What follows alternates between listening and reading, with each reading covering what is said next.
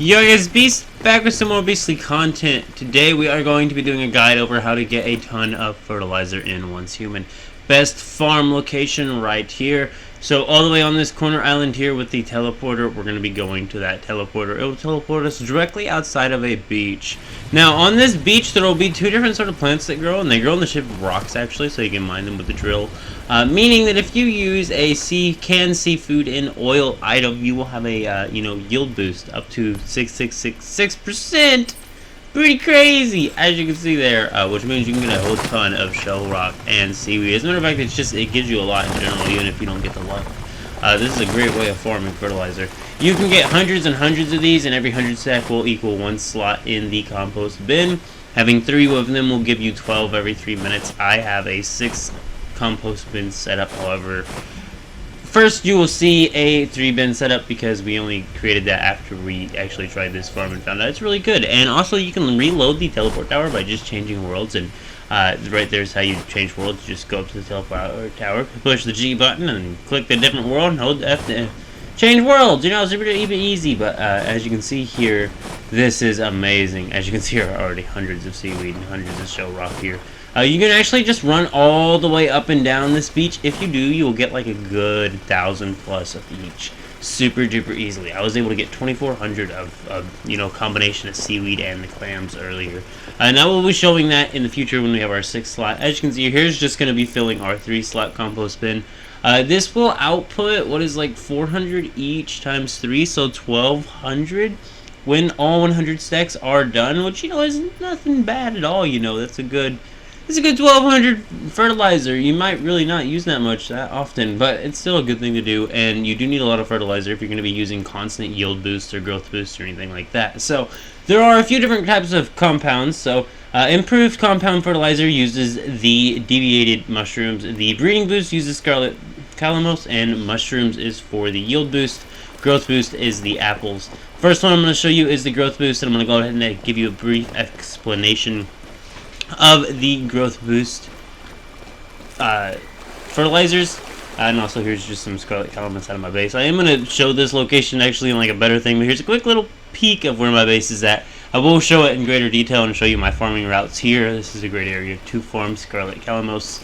We'll be showing that in a second, but for now I'm going to be showing you the map location for the teleport tower we need to go to farm apples. So the rotten saddle is right here. There's a rift anchor, and then there's this teleport tower. Go to this teleport tower, directly by it there are 2 different apple trees you can cut down. Being that the canned seafood gives you a mining and logging bonus means that you can get lucky on the apples.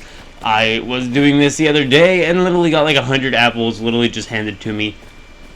And I think I got a good 20 apples sometimes handed to me while doing this run here. It does not take long at all to run through 10 worlds. You cut down 2 trees, you change worlds, and you continue. I did do this all the way into the night on this, though, at 9:30 p.m. in game time. Final tree was cut down, as you can see there, 245 apples. Next thing is just to go back to base. We're going to go ahead and store those in a fridge because I don't know if my fertilizer is actually ready enough to use all of those yet. However, what we're going to be doing is doing a growth boost run very, very soon. We're not going to be doing that right now. Right now, this is the night before. What this video is actually is going to be an entire day worth of growing growth boost crops. That's why we got so many apples. So a few hundred, so we should be able to plant a few times of a growth boost field. So you get it. So as you can see here though, we did go ahead and put some spoiled food back in here. Now every single slot is filled. Next up, the scarlet calamus run. Literally just run along the riverbanks. This little area I'm at here with the bridge is actually one of the best spots to build your base for a farm build because, well, there's tons of saffron, tons of scarlet calamus, super easy to farm right beside your base. This little bridge right here, just above the Mirage monolith. Can't miss it. Wonderful spot for a base. You can build your base anywhere along the river and you will have a great base, a location for a farm, and a ton of spots to farm for scarlet calamus. There's also wheat and saffron and all sorts of other plants here. But yeah, we're not going to show the full run here or anything like that, but I have gotten a good few hundred scarlet calamus out of doing this. It's super easy to do. You just keep running around the lake over and over in like a circle, and you're good. As you can see here, here's some fertilizer collection there.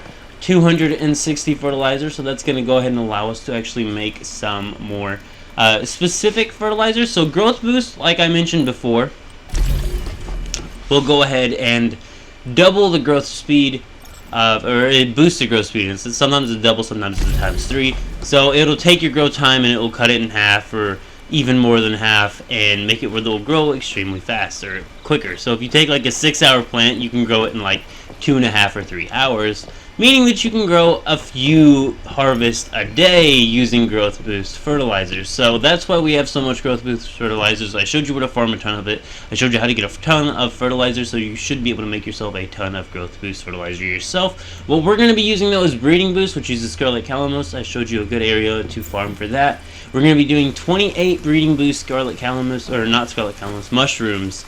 We're going to be 28 mushrooms here, so that we can get 28 times 3. That's how many seeds we're going to be guaranteed to get, on top of every other mushroom that we plant that's not using breeding boost. For the other mushrooms that we plant for this night before plant, this is the night before that whole day worth of doing nothing but farming and harvesting using growth boost. We used fertilizer for the rest of the mushrooms just to go ahead and make sure they're all fertilized. This is going to be a fully irrigated, a fully lit harvest, so we should get a very good yield out of this, even though all we're using is breeding boost and normal fertilizer. So this is no yield boost harvest that we will be seeing from this. The next thing we had to do, of course, was adjust our lighting. As you know, I grow contaminated berries for the acid farm, so usually my lights are set at 40, so I constantly have to change them from 40 to 70. I thought about running a separate set of lights, but I realized that'd take up a lot more production slots as well, so it'd take even less, crop plots, so we didn't do that. But as you can see here, we're just going to go ahead and refill the grow shrooms here. If your grow shrooms aren't harvesting, make sure their deviation power is at least 30 power. If they are not, then they can't harvest. I plant all by hand, but I let all the grow shrooms just do the harvesting, mainly just because I like to watch them harvest it, honestly. It's not really so much that it's a faster thing to do. You could probably run through and harvest this quicker by hand than the grow shrooms do, but it's automated on the harvest. The planting I want to be doing because they will not use fertilizers, and I have to be using fertilizers when there are things like breed boosting fertilizer or yield boosting fertilizer and things like that. That's how you get hundreds of seeds with the breed boost. The growth boost means you can do multiple times a day. If you have an entire day to sit down and play the game, you can run through and do multiple harvests of mushrooms, beets, you name it. We're going to go through all sorts of different crops here, and I'm going to actually tell you the timestamps of each throughout the day. As you can see, we just got our original harvest of the night before's mushrooms, so it's now in the morning, roughly about 8:30, 9 o'clock for me. By the time we actually got to planting, our first plantation was actually just going to be mushrooms, and all of them were going to be growth boosted. Normal grow time 6 hours, our grow time a little under 3 hours. I do believe it's under because my grow shrooms actually also boost grow time, so and it's perfect irrigation, perfect lighting. It did seem like it was a little under 3 hours. However, by the time I actually harvested it, it was well within 3 hours, if not even a little longer. But regardless, a lot quicker than 6 hours, and it allowed us to get 3 different harvests done here.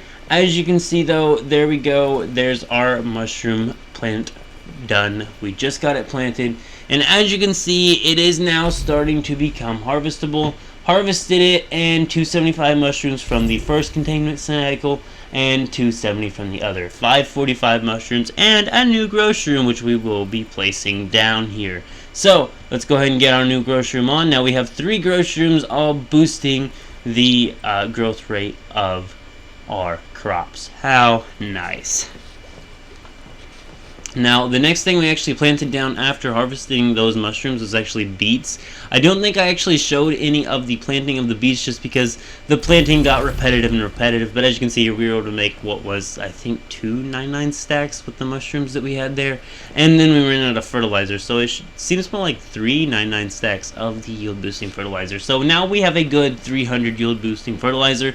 I don't actually recommend using the mushroom cave to farm mushrooms. You may use it for the seeds itself to get started, but once you have even a few mushroom seeds, you can use breed boosting fertilizer to turn those seeds into hundreds of seeds, and then do a full plant of mushrooms. One harvest is 500 mushrooms, super duper easily. 503 of the yield boost, boom, there's 79 more from 237. So as you can see here, this is super duper easy to just stock up on the yield boost fertilizers super duper easily, or really any other thing you have, as long as you have a full day to play this Like, this was my Saturday. That's what I spent most of my Saturday doing, was this. Even when I wasn't planting or harvesting, I was still going out and collecting resources and like the shells and the seaweed for my stuff. As you can see here are the beets growing though that we did get planted. They are almost fully grown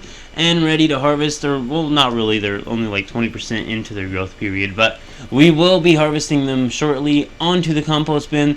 Like I said, I did a ton of seaweed and the shellfish, and it was able to fill all 6 of my compost bins up 100% with 100 stacks. I even went back and took out some of the rotten food that was in there and placed 100 stack of either seaweed or clams. I'm telling you guys, this is the best way to get all of the fertilizers you're ever going to need. I showed you all the farm locations for the item specific things, and then this is how to just get the bulk amounts of fertilizer. This will be 2,400 fertilizer when all of this is ran through the compost bin. At 3 minutes, every 3 minutes there's 24 fertilizer. Pretty good way of getting fertilizer. You could place more compost bins and make it even more efficient, but I digressed. Beets are ready to harvest. Let the grow shrooms do their jobs, and we will be collecting. And also, I think what we're going to do here is just go ahead and collect, and here we go. Here's our steel LMG. I think I was actually making that for, like, I just put a bunch of ammo in a vending machine and parked the truck outside of Blackfell, and I'm going to see if anyone buys it. I'm trying to play with the player vendoring, but I just never seem to have any good luck with that. And then it turns out there's, like, specific items that I'm going to be able to make that are worth a lot of energy links, but I just don't think anyone's going to buy them from me for some reason. I never have luck with the player vendoring. I don't know why. Also, I'm going to be selling building materials since I have so much gravel from all the shellfish farming. Here is on to the next plant, though. The beets have been harvested, and we are on to the mushrooms. These were done at like 3:45. The beets were done at like 12:30, and the first mushroom plant was done at like 9:30. That's just keeping you up with the day. As you can see, though, there's the beets harvest, and the next thing after harvesting these beets will be the planting of the mushrooms and then the harvesting of the mushrooms. But let's go ahead and see how many beets we got. 521 beets from this harvest. This growing facility is no joke. That's 500 of the sugar. That's like over 100 energy drinks able to be made from all that sugar. The mushroom grow has been planted and has been fully grown. It is currently around, I do believe it was like 7 o'clock when I actually was able to harvest the mushrooms, meaning that we got a plant in of the contaminated berries probably around 7:30s. Directly after the mushrooms were harvested, we got our contaminated berry down.